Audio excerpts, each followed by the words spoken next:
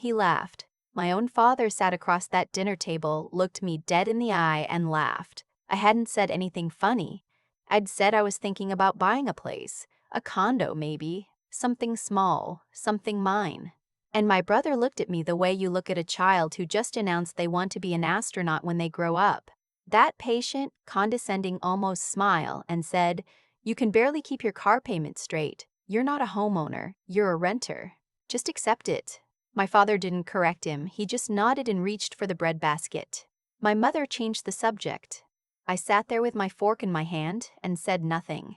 I was 27 years old and I had already been paying my brother's rent for 14 months. My name doesn't matter as much as the situation does, but for the sake of telling this the right way, call me Ren. Not Ren Calloway. I know someone by that name and we're nothing alike, just Ren. A bird that people overlook because it's small and brown and quiet, right up until the moment it opens its mouth and you realize the sound coming out doesn't match the size. I grew up in a mid-sized city in Ohio. 3 kids. My older brother, my younger sister, and me in the middle. My brother Marcus was the one everyone talked about. Not because he was exceptional, because he was loud, and in my family, loud got mistaken for capable. He had big plans the way some people have big mouths. Constantly, effortlessly, without any real weight behind them. He was going to start a business. He was going to flip houses. He was going to move to Austin and get into tech. Every few years it was something new, and every few years the family gathered around it like it was a campfire, and I stood a little outside the warmth, watching. My sister Danny was the youngest, so she got the soft treatment. Protected. Coddled. She still called my mom twice a day. I was the sensible one. Which meant I was the invisible one. I paid for my own college. Community college first, then a state school, working the whole way through. I graduated with a degree in accounting, passed my CPA exam on the first try, and took a job at a mid-sized firm in Columbus. Nobody threw a party. My mother said, "That's great, honey," and then pivoted to asking if I'd talked to Marcus lately because he was having a rough time and could really use some family support. Marcus was always having a rough time. By the time I was 26, I had 2 years of solid income, no credit card debt, a used Honda that ran perfectly fine, and a savings account that was starting to feel real. I wasn't rich. I wasn't close to rich. But I was careful. And careful adds up in ways that loud and reckless never seems to notice. That's when Marcus called me about the apartment. He'd moved to Columbus the year before, which I'd had nothing to do with. He'd decided on his own. And he was living in a 2-bedroom near the short north. Nice area. Too nice for someone whose income was, at best, irregular. He did freelance marketing work, which sounded impressive until you understood what it meant in practice, which was that some months he had clients and some months he didn't, and when he didn't, the gaps were filled by whoever in the family he could reach first. He called me in October. The heat had just turned, that first real cold snap that makes you remember winter is coming.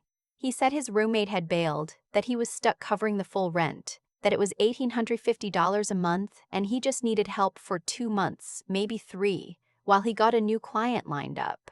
I should have said no. I know that now. I knew it then. Somewhere under all the years of being taught that family means you show up, I said yes. Just until things stabilize, he said. I sent him $1,850 in November via Zelle. He thanked me and said he had a promising meeting the following week. December came. No word about the meeting. I sent the money again without asking. I told myself it was temporary. January, February. By March, I had sent him just over $9,000 and the word temporary had stopped meaning anything at all.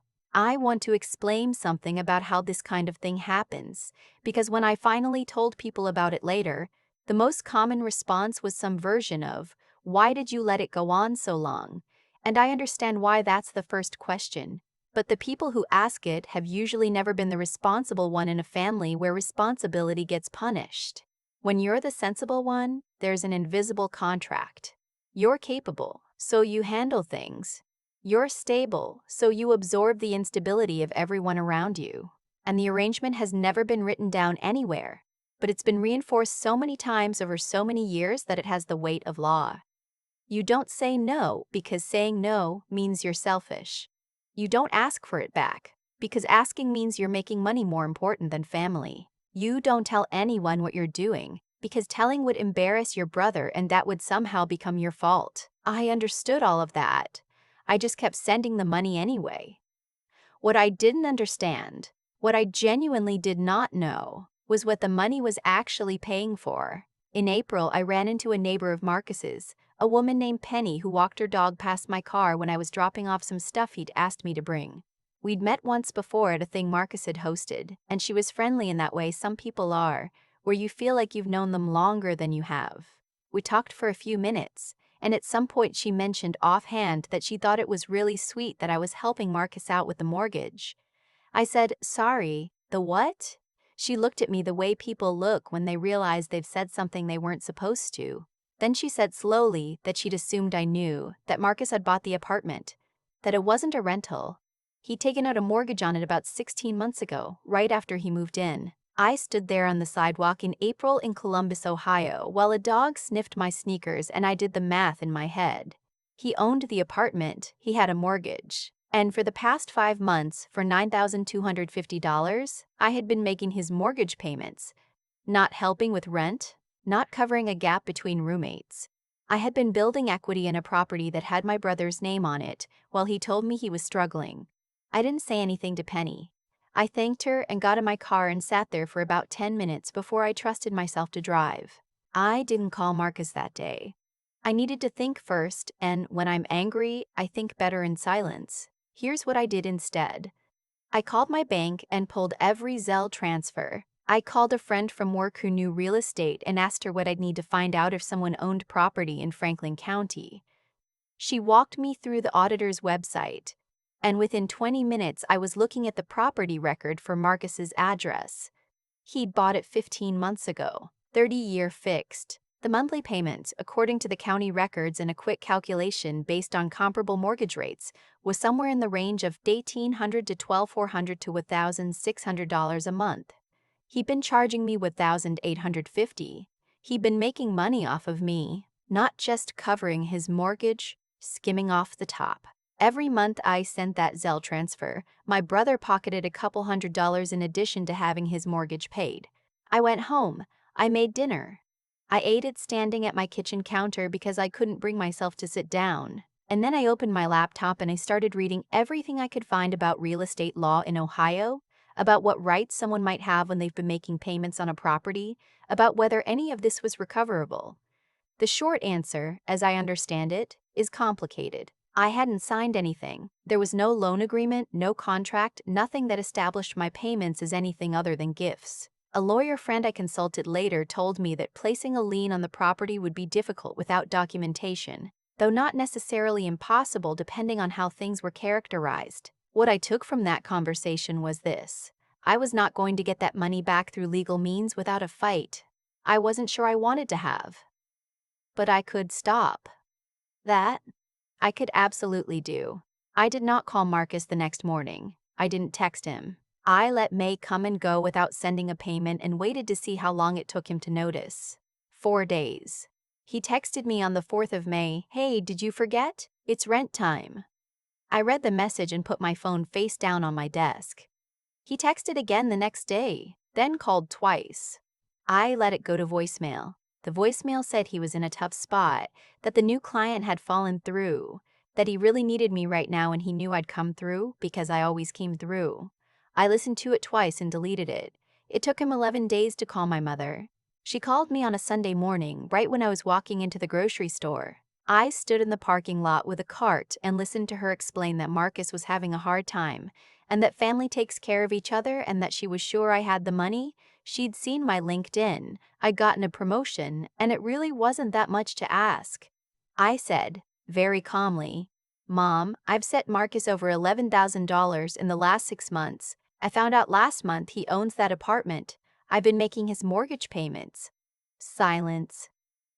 Then, "Well, you didn't have to send it if you didn't want to." That sentence. I have thought about that sentence probably 300 times since she said it. You didn't have to send it if you didn't want to. as if the entire apparatus of family expectation and obligation that had shaped my entire life had simply never existed, as if the mechanism by which the responsible one absorbs everything was some personal choice I'd made in a vacuum.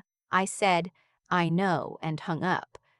Marcus called me that evening. It was the first time we'd actually spoken since I stopped the payments. He opened with small talk, which was almost impressive. Asked about work. Asked about my apartment. I let him talk. And then he got to it. Said he knew things had been weird, that he hadn't been totally upfront with me, that he'd made some decisions that maybe weren't fair, but that I had to understand he was in a tight spot and the property had been an investment and he planned to tell me about it eventually, and could I just help out a few more months while he refinanced? I said, "No." He said, "No." I said, "No." I said, "No, I'm not going to help. I'm done." The silence on his end lasted long enough that I wondered if the call had dropped. Then his voice changed. The small talk warmth evaporated, and what was underneath was something uglier. The voice I remembered from childhood, the one that came out when he didn't get what he wanted. He said I'd always been jealous of him, that I'd spent my whole life resenting his ambition, that it was typical that the moment he needed real support, I'd go cold and selfish. He said I didn't understand what it was like to take risks, to build something, to put yourself out there. He said I was too afraid to ever own anything. That one landed. He knew it would. He'd watched me my whole life, after all. He knew exactly where to press. I said, "I own two things," and I let that sit there for a second. "I'll send you the addresses if you want." The line went quiet. Because what Marcus didn't know, what nobody in my family knew, was what I'd been doing for the past 2 years. Quietly, without announcements, without LinkedIn posts, without any of the performative ambition that my brother had always confused with actual progress. 18 months before this conversation, I had bought a duplex in Clintonville. A two-family house, not glamorous, needed work, but the numbers made sense. I'd saved for 3 years, worked with a mortgage broker my colleague recommended, and closed on it in July. The lower unit was rented to a young couple who paid $1,100 a month and never bothered anyone. The upper unit I lived in, which meant my own housing cost was covered by the rental income with a little left over. To anyone looking at my life from the outside, I was a 27-year-old in an older duplex in a quiet Columbus neighborhood. Fine, modest, unremarkable.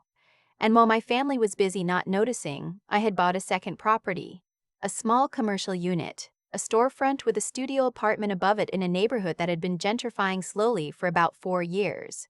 I'd found it through a colleague who had a client looking to sell quickly for estate reasons. I'd put in an offer the day it listed. I'd closed in February. I was renting the storefront to a woman who ran an alterations shop and had been looking for a location for 2 years. She paid on time, every month, no drama. Combined, my two properties were generating enough in monthly rent to cover both mortgages and leave me several $100s ahead every month. Dollars that went directly into a savings account earmarked for the next acquisition. I had told no one, not because I was hiding it, but because my family had never asked. They'd never been interested in what I was doing. I was the sensible one. I was background noise. And background noise doesn't need to announce itself. So when Marcus said I was too afraid to ever own anything, I didn't correct him with a speech. I just told him I owned two things, and I let him sit with that. After I hung up, I blocked his number. I felt strange doing it. Not guilty, exactly, just aware of the weight of the action. Like closing a door you've walked through 1,000 times and finally accepting that it doesn't lead anywhere good. The family fallout came in waves. My mother called. I explained calmly what had happened. She didn't apologize. She said she didn't understand why I had to make everything so difficult. I said I understood that she felt that way, and I suggested she direct her energy toward Marcus, since he was the one who lied. The call ended without resolution, which was, in my experience, how most calls with my mother ended. My aunt texted me. A couple of cousins weighed in on a family group chat I subsequently left. My sister Danny, to her credit, called me separately and asked to hear my side of things. And when I told her, she was quiet for a long time and then said, "I kind of figured something like this was happening," which made me feel both seen and very tired. My father called me 2 weeks later. I almost didn't pick up. We weren't close. He'd been more or less checked out for most of my adult life, retired to a comfortable passivity that my mother filled with noise and direction. But something in his voice when he left a voicemail made me call back. He said he'd talked to Penny, the neighbor, that he'd gone to see Marcus's apartment and had ended up having a conversation with her in the hallway, and she'd filled in some gaps. He said he'd gone home and done some math, and that he was sorry, that he hadn't been paying enough attention, that you didn't have to send it was not the right thing for your mother to say, and he knew it. I don't think I've ever been more surprised by anything my father has said. I thanked him. We talked for almost an hour, which was more than we'd talked in years. He didn't try to fix anything or broker a peace with Marcus. He just said he saw what I'd built and he was proud of me and that he wished he'd said so a long time ago. I cried after I hung up. Not sad crying. The other kind. The kind where something you'd stopped waiting for finally arrives and the relief of it is almost physical. It's been 8 months since I stopped the payments. Marcus found a roommate eventually and is, from what I understand, managing. We haven't spoken. I don't expect that to change soon, and I've made a kind of peace with that. Not happiness, exactly, but something like acceptance. The money is gone. I'm not getting it back. Somewhere in the wreckage of those $11,000 is a lesson about documentation and boundaries, and the difference between love and liability. And I carry that lesson with me now, the way you carry a scar that you've stopped being embarrassed about. What I have instead of the money is this: clarity.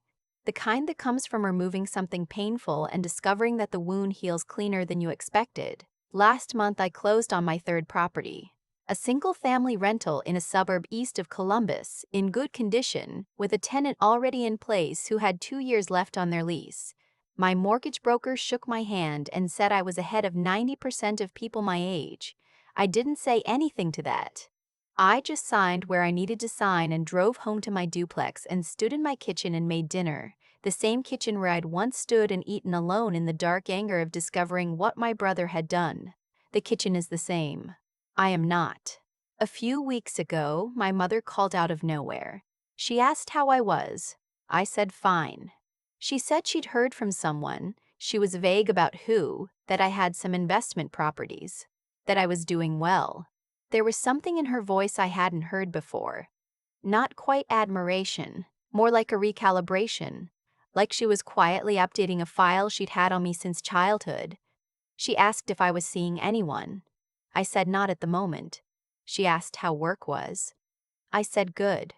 She didn't bring up Marcus. I didn't bring up the money. We talked for 15 minutes about nothing in particular, and for the first time in a long time, the conversation felt almost normal. Not repaired. I don't think we're there, and maybe we never will be. But normal. Cautiously, tentatively, quietly normal. When I hung up, I walked through my apartment in my building, and I thought about that dinner table, my father with the bread basket, my brother with his smile. The way being laughed at had felt like being told something true about yourself. I don't live in that story anymore. I had a meeting with my broker the following Tuesday. We looked at a few listings in a neighborhood I'd been watching for 6 months. Nothing was right yet, but it will be. That's the thing about knowing what you're doing. You can afford to wait, because waiting isn't passive, it's strategic. It's the same stillness that makes people mistake you for someone who isn't paying attention, right up until the moment they realize you've been paying attention the entire time.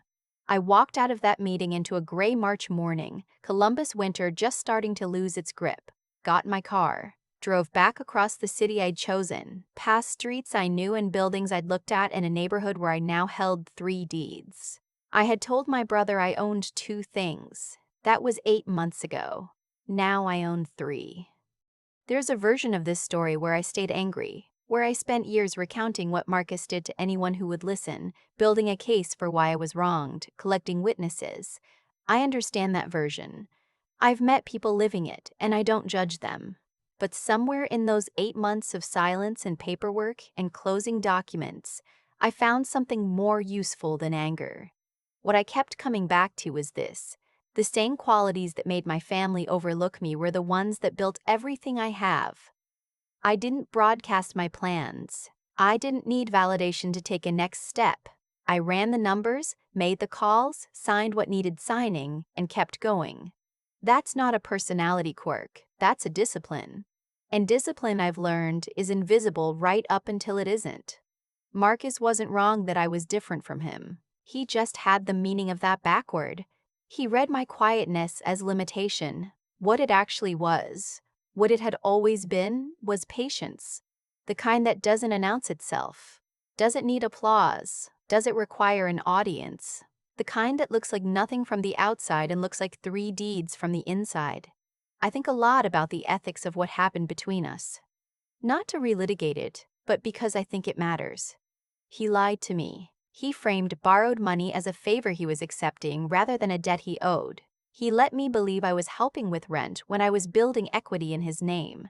That was wrong. Calling it wrong doesn't make me bitter, it just means I'm being accurate. And being accurate about the people in your life, even the ones you love, is not cruelty. It's the foundation of every good decision I've made since. What I didn't do, and I want to be clear about this, was mistake his failure of character for information about my own worth.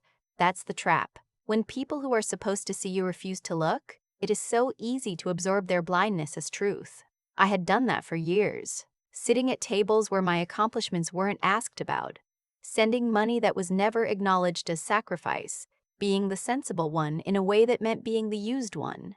I had let other people's indifference become my own self-assessment. The moment I stopped doing that, the moment I decided that the measure of my life was the actual record of what I'd built and not the opinion of people who weren't paying attention, everything got clearer. Not easier.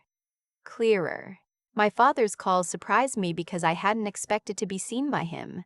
And when it happened, I cried not from sadness, but from the shock of recognition. The way you feel when someone finally says out loud the thing you've known quietly for a very long time. That matters. Being seen matters.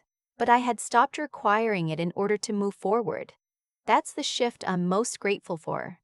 Not the properties, not the income, not the number on a balance sheet. The shift from needing permission to simply proceeding. I own 3 properties in Columbus, Ohio. I am 30 years old. I built this without applause, without a safety net, without a single family member who thought to ask what I was working toward. And I would do all of it again, exactly the same way, because the version of me who did it in silence is the version I trust most. The table where my brother laughed is still out there somewhere. I'm just not sitting at it anymore.